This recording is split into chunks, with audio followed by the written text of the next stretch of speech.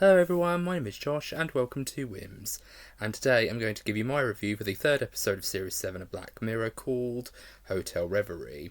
And this episode is mostly an episode to do with virtual reality. It's also to do with the fact of film restoration. There's all these different interesting ideas that this episode plays with. But the actual story is very straightforward. It's about an actress who has fallen on hard times, basically wants to rejuvenate her career and do something exciting with her acting career, because she mostly gets typecast as sort of the sidekick or a character to sort of put into a period piece or a biopic. And she wants to do something more exciting. She wants to have the leading lady role, and her name's Brandy Friday, and she basically gets offered this assignment to star in almost like a remastering of an old classic Hollywood film called Hotel Reverie, which stars Dorothy Chambers, who's an actress who, it was one of the last ever films that she did. It was one of the films that she did before she tragically took her own life in the universe of the show. And so when she gets this assignment, she's very excited, but she's also very intrigued, because she is a part of a very groundbreaking piece of technology where she can actually go into the film and actually interact with the characters and the, storyline in some way. And to a certain degree it might sound odd, but to me I think this is actually quite an interesting idea. But part of me feels like if this was real, part of me would feel like it has a little bit of a Westworld vibe to it. The fact that, when you're going into this sort of almost, set, there's all these different props that you can interact with, and the characters for the most part stay still or are frozen in time, but you get to interact with them and do all these different things. It does feel kind of Westworld-ish in the sense that it's all monitored by AI or some kind of, electronic element. But what's really interesting about this episode is it does say a lot of things about how the modern generation reacts to older cinema or older media, because Awkwafina plays a character who wants to direct this sort of remastering of Hotel Reverie, and she goes to the company that produced it, but whenever she refers to the piece as a whole, she always calls it kind of like a product or content or some kind of, modern day jargon for a film like this. And it's very weird, because it's like, well, in reality, these films are just films, and they hold a very special place in people's hearts. But she sees it as content, something to kind of, shoot out into a streaming service, and that's it. Or something to use and rework and retool. And that's not how films are. But when Brandy gets offered the assignment, she basically goes in not really knowing what to do in the actual story. So when she actually goes in, she gets hooked up to a microchip in her brain, and she gets taken into this world where she gets to interact, and she gets to essentially play the story of Hotel Reverie. And Hotel Reverie is this film that kind of, if you were to sum it up in just a few words, it's almost like Black Mirror's version of the film Casablanca with Ingrid Bergman and Humphrey Bogart. That sort of very classic Hollywood film with very glamorous locations and very glamorous looking, actors and actresses, just looking into the camera all whimsically and saying these wonderful, one-liners like, "Here's looking at you, kid, and we'll always have Paris," and things like that. Like, really beautiful, very flowery, but very kind of old Hollywood dialogue. And it really is actually quite lovely to watch. And it really is a wonderful story, because then you find out that the story that they're actually playing around with is a reworking of Hotel Reverie, because Hotel Reverie was a story that was actually quite groundbreaking in its day. It was a film that was about all these different things, and it broke a lot of taboos. The fact that, this man wanted to, murder his wife because she was a bit of a liability in regards to him wanting this company and everything like that. But part of me liked the fact that when they hired Brandy, they basically hired her to play a character who in the original version was played by a man. And this man goes on a bit of a romance with this woman played by Dorothy Chambers. And it's actually really interesting, because part of me feels like Awkwafina must have wanted to go into a bit of an LGBTQ or a openly gay or lesbian relationship angle with these characters. And part of me feels like that is interesting, and I really do like what they do with it, because as it turns out later on in the episode, it turns out that Clara finds out that she is a simulation in this episode. or in this particular version of the story, because basically what they've done is they've recreated the entire film, but they've used AI and they've used various different bits of technology to try to, recreate the characters. So when you have the character like Dorothy Chambers' character of Clara, you find that she is the same person, but she is someone who's basically AI generated, and the AI simulation or rejuvenation of the character does have all the memories of the original character in the original Dorothy Chambers. So when she does find out that she's living in a virtual world by Brandy when the simulation breaks, she actually attempts to leave the actual film. And when she does, she actually has a moment where she realises, or she has some sort of, technological epiphany, that she's actually living the life of someone who did have a very tragic existence, because she was always playing the leading lady. She was always playing opposite a man. And what really broke my heart about this entire sequence is she basically held desires for another woman when she was, working on these films. And it really made me feel sad, because she lived her entire life not really being who she really wanted to be and who she really wanted to be with. She had to almost hide behind the almost facade that Hollywood created for her, like this, leading lady type actress, where she was like, the sort of one that would wear all these very, old fashioned hats and look up to the camera with those sparkling eyes and things like that. And things like that, look a very glamorous, leading lady character. But what I really like about her character and how she almost develops a sort of, attraction to Brandy, it's all very, it's written into the script that she's supposed to fall in love with Brandy's character. But what I really like is that the actual chemistry and the actual romance feels authentic and real, as opposed to what the film was making them do, which is making them fall in love. And I like how in the trailer they say things like, oh, it's a forbidden love. And it's very interesting, because in the original film's trailer, it's between a man and a woman. And I thought, well, what's forbidden about this love? Like, it seems very kind of standard, it seems very standard, straight Hollywood affair, where it's like every couple that's in these sorts of films are always straight people, and it just feels really weird, or straight white people, and it feels really weird that, they would have a line saying forbidden love in this movie, and it's like, what's so forbidden about it if it's just a man and a woman? But yeah, apparently it's all to do with the context of the story, but I digress. But yeah, this episode was very heartbreaking, but it was also really funny in a lot of areas. Like, I like the fact that when there's this really beautiful moment that feels like very classic Hollywood, where Alex, in the original version of Hotel Reverie, starts playing the piano, and he plays one of my favourite classical pieces of music, Clair de Lune, and he plays it to kind of enchant Clara out of her, sadness, but then she almost becomes very melancholy and very nostalgic almost.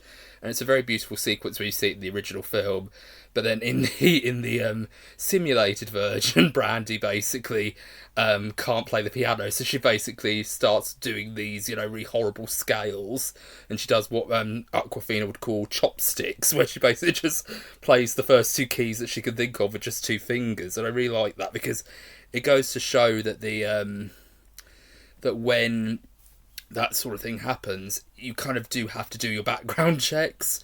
So whenever a character does, say that, oh, Ken... But what I really find quite strange is that you live in this world where it's a lot of technology, it's very technologically advanced, and you literally have a encyclopedia well inside your phone in your pocket. So why can't, an acting agent say into Google or ask Siri, does Brandy Friday play the piano? And usually the computer, or usually Google, or usually the internet, or whatever it is that you're getting your information from, would usually tell you. So it makes you kind of think, having technology has made us lazy, almost. So there is a very interesting thing there.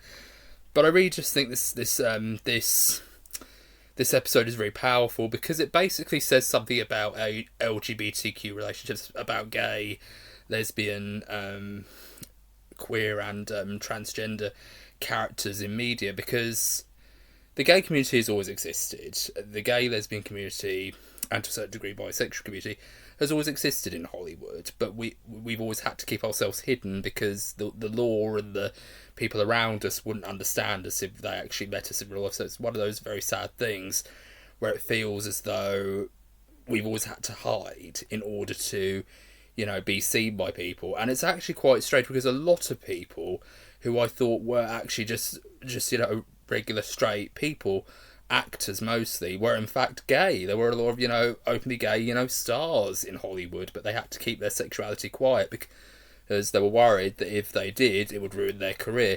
It's not like a James Whale scenario where James Whale would quite happily say that, oh, look, I'm gay and this is what I do, because with them, in that scenario, it was like, okay, he's gay, but he's the director, they don't really pay attention to him. Or maybe he just said, look, I'm gay and you can fire me if you want, but I am a really good director and I'll show you by all the films that I've made. And he went on to make a lot of films, a lot of great films for Universal Studios, especially the Universal Studios monsters. He did Frankenstein, Bride of Frankenstein. I think he also did Creature in the Black Lagoon as well. So he's done a lot of films for Universal. But that's kind of the thing with old Hollywood, is often a lot of these actors and actresses were often openly gay or lesbian, and it just kind of, they got swept under the rug because of the law. It was very illegal to be gay back in the days of old Hollywood, so it could ruin your career. And it was one of those things where it adds an extra layer of sadness to Dorothy's story, and it really does kind of tie into the fact that that's why she took her own life in the episode, because she was so unhappy and she was so angry at the world and frustrated with the world that she couldn't be who she was. So she put a lot of herself, they actually say this in the episode, she put a lot of herself into the character of Clara and what she longed for and what she did and all the rest of it. And it's actually a really beautiful episode, and I like the fact that their relationship grows quite naturally throughout the episode into all these different areas, and they do actually have this very beautiful moment that actually made me cry, where they're like holding each other and they're saying, we're about to do a reset, and then Brandy goes, wait, what will happen when we do a reset? And then Awkwafina goes through the microphone, she'll technically forget everything, she won't remember anything that's happened because she's sticking to the story and the script. Will go back to the scorpion sequence where you save her from the scorpion, and she goes, no, I don't want to do it. And Dorothy, aka Clara, says to Brandy, I love you. And I thought, I actually got a moment where I'm actually getting very shaky right now. I thought, just say I love you. Say I love you. Say I love you back to her. Please say I love you. And she doesn't. And I thought, what are you doing? Just say I love you. And it was one of those moments where it was like I really felt really sad because I was really rooting for this romance to work. And then when it didn't happen, and they call for the reset and they go, okay, back to the beginning, back to this one scene, I thought, what are you doing, you fool? You had the chance to say I love you to this person that you clearly do love. Why didn't you say anything? And it's one of those things where, oh well. But I really do like this film. I especially love what Charlie Brooker did with the setup of the old film, because he literally makes Hotel Reverie like a classic Hollywood film. And in many cases, I could see a lot of, parallels between this and, say, the Humphrey Bogart and Ingrid Bergman film Casablanca, which is very similar. It's kind of like a star-crossed lovers and sort of like a spy thriller type film in a very exotic country and all the rest of it. There's all these great one-liners, such as I'll be yours or I'll love you forevermore and things like that, like these really wonderful lines. And they do have these killer lines as well, like wherever you go I can't follow and things like that, like we can't be together under the same place, it's too dangerous and things like that. And it really does sell the kind of magic of old classic Hollywood films. And what I like and what I kind of think this episode reminded me of is I feel like a lot of films now have lost their sincerity, which means a lot of films are so focused on being self-aware. Like if they're from an established franchise, for instance, they always like to play with conventions, but they don't play into conventions or revert expectations or revert conventions in most films in a very serious way. They tend to do it in a way where it feels very much like, oh, we're winking at the audience, or oh, we're very self-aware, we know what we're doing. Everyone wants to do the Deadpool, like turn to the camera and wink kind of thing. But what I really like about old black and white films is they didn't have that. They mostly were telling really good stories in the moment, and a lot of them were very timeless. So when you do get a story like Hotel Reverie, for example, it's played with absolute sincerity, what happens in these films, TV shows, and what have you. So when it actually does go into so some people might say, oh, they're very corny one-liners, but they are very, very much about character. They are very character-focused. Like, you can't imagine someone like Humphrey Bogart turning to Ingrid Bergman and saying, like, oh, I've loved you since the day we first met or whatever. You can't imagine him saying that. Like, you could imagine him being quite standoffish and all the rest of it, because that's how men were back then. They were very kind of, standoffish, and they were very kind of like hands in your pockets, hat on, and in the shadows, kind of like try to be very cool, calm and collected, and all the rest of it. Like, if that happened, it wouldn't be convincing to a lot of people. So when that did happen, it felt very real, and these characters felt real because they reacted the way the character would react in that moment. And it's just very powerful. But what I really like about this episode was it did remind us about LGBTQ characters and LGBTQ representation in film. Because even though there might be a lot of people out there who hate the representation of gay, lesbian, bisexual, trans people out there in Hollywood, there's a reason why we're being represented, and it's because we have lived we have lived often with a lot of hate around us, and we want to be, we want to be heard finally, and that's something that a lot of, films are trying to do now. They're trying to tell more stories about gay, lesbian, bisexual, trans, queer characters, because that's what Hollywood wants to do. Like, yes, people may not like it, but that's the thing, is that people don't like to put themselves in the shoes of other people, and what it's like to not be there, what it's like to be afraid, or what it's like to be hated, or to be spat on, or all this stuff, or have the chance of having your career ruined just because of who you like to go to bed with, or something like that. And I just really hated that, and I thought this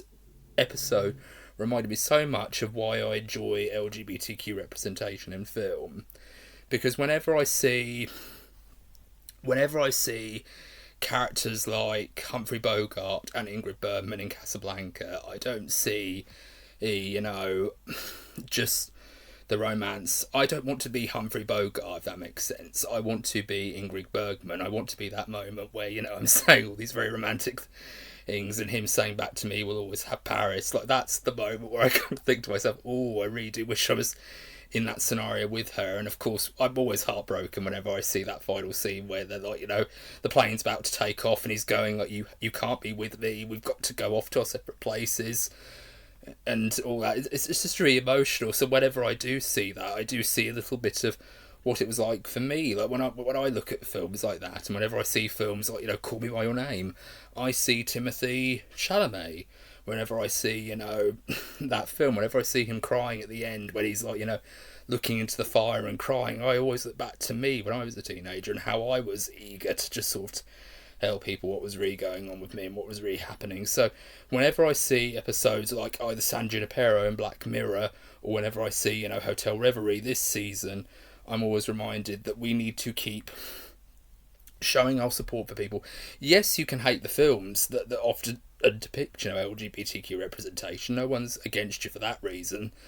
But I think more people need to be more appreciative of LGBTQ people in the real world, and actually understand that a lot of these films are talking about real serious things that went through a lot of people's heads back then, and try to help people understand. Not necessarily groom or anything like that, like a lot of people think we're doing, but actually see from our point of view what it was like to be afraid, or to be, in some cases ashamed, or whatever it is. Like, I want people to see that this is what people went through, and yes, you may not like it, but it's just something that, as long as the story's well told, that's all you need. And I just thought this episode was really powerful. I still don't think it's as good as San Junipero, but I think, personally, I think this episode was very well done, it was very well written, and I think more people should see it. So if you do get the chance to see this episode, and you enjoy it, then please tell me what you think in the comments, because this was a really good episode. It was very moving, it was very well acted, and the actress who played Dorothy Chambers is actually played by an actress who I recognised. And I kept thinking throughout the episode, I know this actress from somewhere, and then I realised during one shot where they're literally like talking to each other, I thought, that's Diana from The Crown. And I thought, oh, that's really wonderful, and I'm glad that actress, she played like a younger version of Princess Diana from The Crown, and I thought, I'm glad she got the chance to actually go on and do other things, because honestly, she was really good at The Crown, And yeah, she did a really good performance. I don't know the actress's name though, and of course the actress who played Brandy did a very good job of being both really funny but then also being really serious. And I like the fact that when she gets the opportunity to play Alex Palmer, the Doctor, she's not thinking to herself, wait, I'm a woman who's romancing another woman.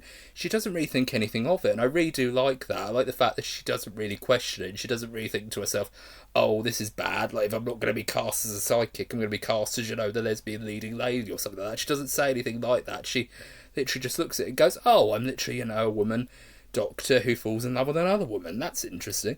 And that I thought was very interesting from that sort of perspective. But what I also really like about this film is it kind of gives a little bit of an interesting commentary on the trends that we have now. Because what I think is really interesting is that this film kind of reminded me a little bit of when I covered the film Caligula, the Ultimate Cut, where they basically took footage from the old film and essentially, digitally enhanced the voices of certain characters and all the rest of it, but they basically re-edited the film so that it had a more concrete structure.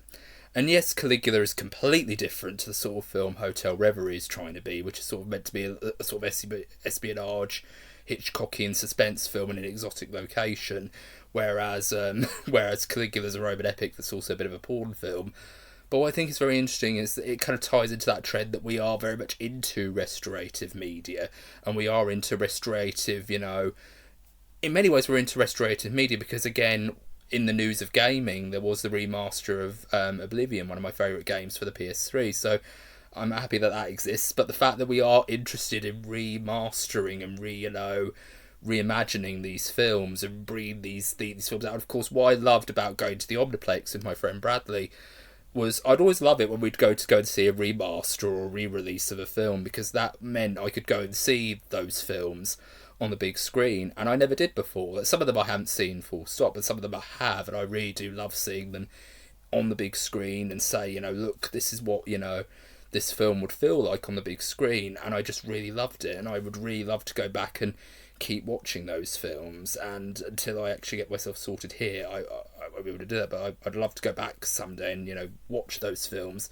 and enjoy them on the big screen with my friend, and that'd be wonderful. But yeah, I really enjoyed this episode. Let me know what you guys think in the comments. And if you like this video, please be sure to give it a thumbs up. And if you haven't subscribed already, please subscribe for more. I hope you're having a very good day. Take care. Bye for now.